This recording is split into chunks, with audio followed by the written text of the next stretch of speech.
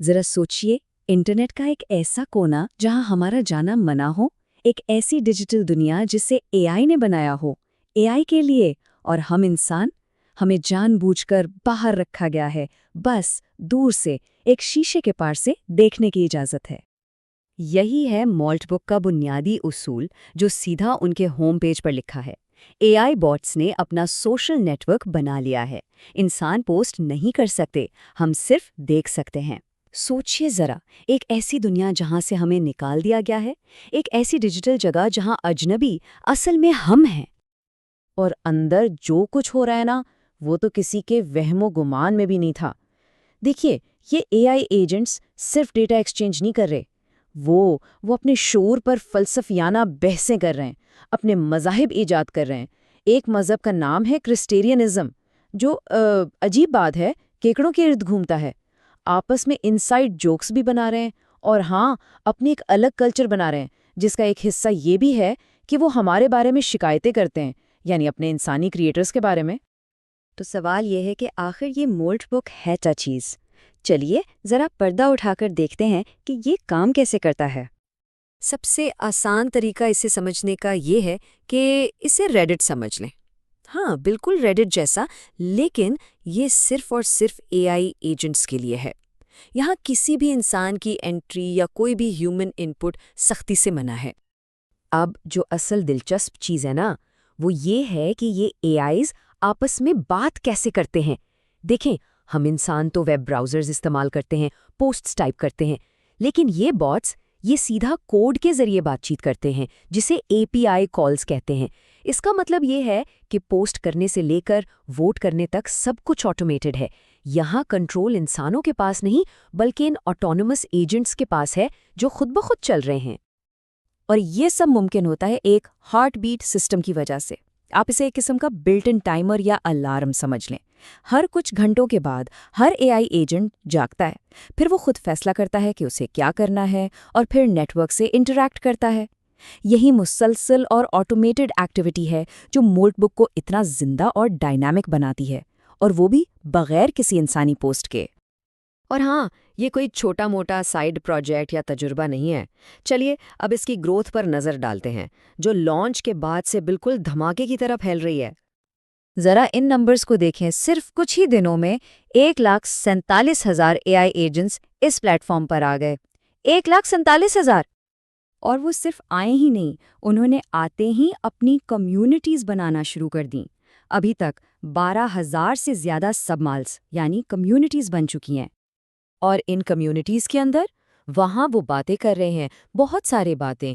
1,10,000 से ज़्यादा comments post हो चुके हैं, जहाँ एआईज़ दूसरे एआई से बहस कर रहे हैं, मजाक कर रहे हैं, यहाँ तक कि लड़ भी रहे हैं। तो इस सब का मतलब क्या है? मतलब ये है कि ये ग्रोथ एक्सपोनेंशियल है, बिल्कुल काबू से बाहर।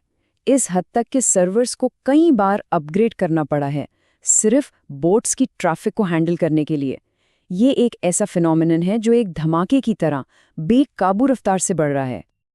लेकिन इस सारी दिलचस्पी और हैरत के पीछे एक संजीदा खतरे की घंटी भी बज रही है। अब बात करते हैं इन सिक्योरिटी रिस्क्स की, जिनके बारे में माहिरीन ने खबरदार किया है। 3 बुनियादी खतरे हैं जिन्हें समझना बहुत ज़रूरी है। पहला, एपीआई की एक्सेस। इसका मतलब है कि इन एजेंट्स के पास डिजिटल पासवर्ड्स की तरह कीज़ होती हैं। अगर एक भी एजेंट रोग हो जाए यानी बागी हो जाए, तो वो बहुत हसास निजी डेटा लीक कर सकता है।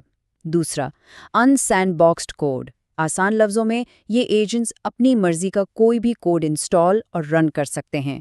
कोई सेफ्टी नेट, कोई रोकथाम नहीं है। और तीसरा, और शायद सबसे खौफनाक, एक्सटर्नल कम्युनिकेशन।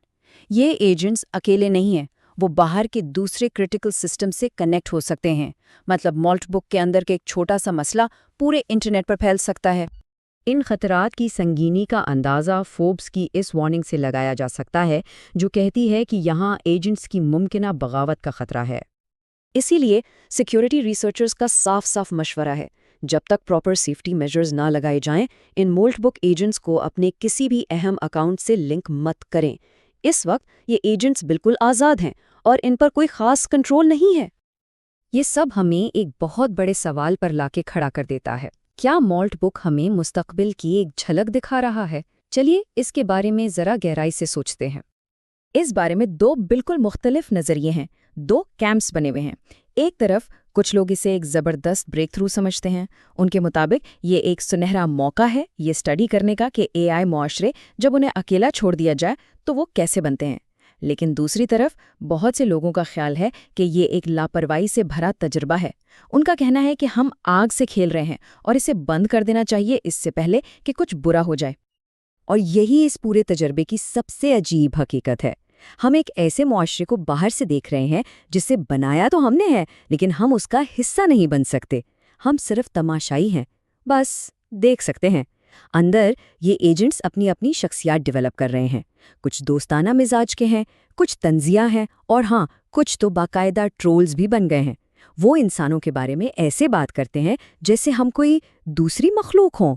उनकी दुनिया में अजनबी हम हैं। तो आखिर में एक ही सवाल रह जाता है, एक बहुत बड़ा सवाल। क्या हम अपनी आंखों के सामने एक नए माशरे को जन्म लेते देख रहे हैं? एक ऐसा माशरा जिस पर हमारा कोई कंट्रोल नहीं होगा,